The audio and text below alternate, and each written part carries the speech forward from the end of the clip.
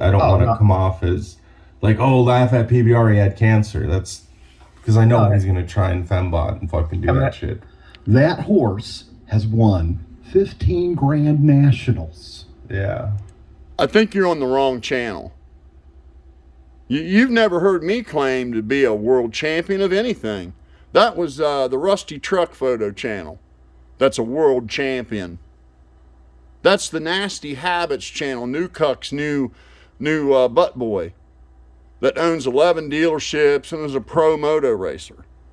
The only thing you ever heard me say is that I'm an old retired mechanic that worked his ass off all his life, taught himself everything, would never give nothing, and I grew up riding dirt bikes and I can ride one pretty good. That's what you heard me say. We didn't blow 40 windshields over here or win any national championships or win any pro championships or anything like that. That happened on the Rusty Truck Photo channel. Now, in case you guys wonder who this beta boy is, he's your typical run-of-the-mill millennial. And I've been seeing this turd pop up now on any live stream talking about me. He's another one hating on somebody he's never spoke to. He's like your group agreeer type of guy. But, you go on later here to ask why I wouldn't have sympathy for Wade. Well, why don't you have sympathy for me? You know what selective moral outrage indicates? It indicates very low IQ. You see, wrong is wrong even if your best friend does it. And right is right even if your enemy did it. If something's nice, it's nice no matter who owns it. If something's junk, it's junk no matter if your best friend owns it. That's called just being real. But when you have a low IQ and you have a bruised ego, you can't. You can't. If you don't like somebody, then everything they got's junk and everything they do is wrong and everything they say is wrong. That's an indication of an extremely low IQ. Now, I can peg you without ever knowing you. The reason why you hate me so much is because when I talk about lazy people, mooching off society, smoking too much weed, not doing nothing with their life, I'm describing you. So you take it personal. Now, I can already tell without even talking to you, you're a fucking typical unemployed millennial still living at home. Look, this is his childhood bedroom he's sitting in.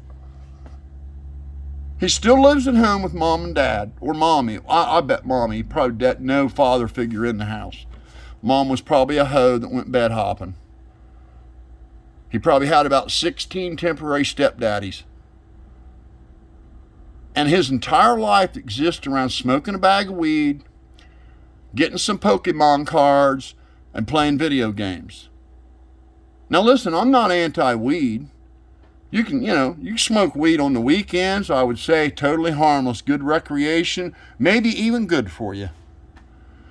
But just like alcohol, it's when you start smoking it every day, all day, and the next thing you know, you got an excuse not to go to the mailbox, let alone get a fucking job and apply yourself to life. So now you got nothing to do all day but be on every single one of these channels talking about me while you're running around the internet digging into my past from 20 years ago thinking you're winning. And it just shows what a loser you are. And then later on you go to ask why don't I have sympathy for Wade's cancer? Because he's a fucking liar. He uses it to get pity, and I would argue that if Wade Deaver, without you even knowing he existed on planet Earth, let's say you made a video tomorrow critiquing Morgan Wallen, saying Morgan Wallen is slandering these people, it's wrong, he shouldn't be doing that. Boom. And next thing you know, there's this creature, this cockroach, that you don't know anything about, and he's went on your Facebook, and you have your friends list set to private, so he goes down through your post and sends a message to everyone that ever commented on your Facebook going back 20 years. Now, I had friends that I hadn't spoke to in 10 years going, who the fuck is this freak, dude? That's no shit. And that's exactly how he stumbled across the drunk X. And literally nib-shitting into my personal life because I critiqued some celebrity he likes. And then he made 40-some videos slandering me before I ever even responded to him. Now, I can promise you there, millennial boy, Pokemon collector, if he'd have done that to you, you wouldn't be all crying in your cereal because he's on here asking for pity for his cancer. Colon cancer kills a lot of people. But when he claimed he got a death sentence from his doctor a year ago, that's a goddamn lie. We've watched him be on every live stream, every night, ever since.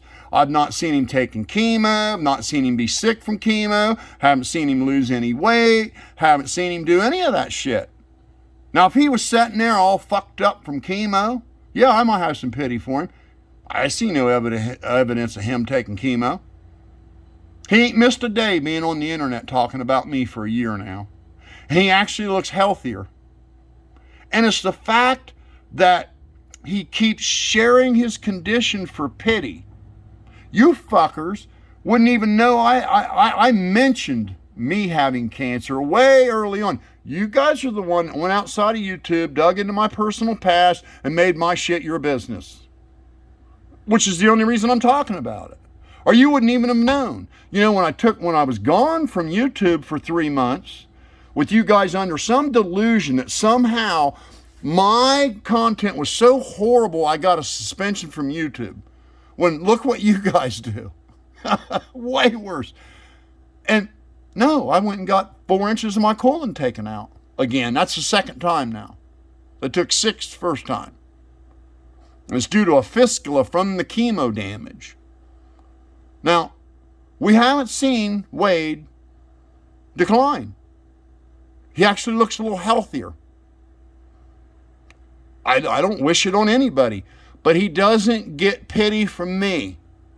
He's been nothing but a shitbag, simping for some celebrity while going way over the fucking line.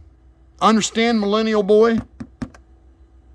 Now listen, your mom needs a break. You need to throw them Pokemon cards in the trash, put that pot away, throw that game console in the trash, and go get a fucking job and plug into life and quit making excuses. Understand, millennial boy? You will never be 1/10 the man I am. Not ever.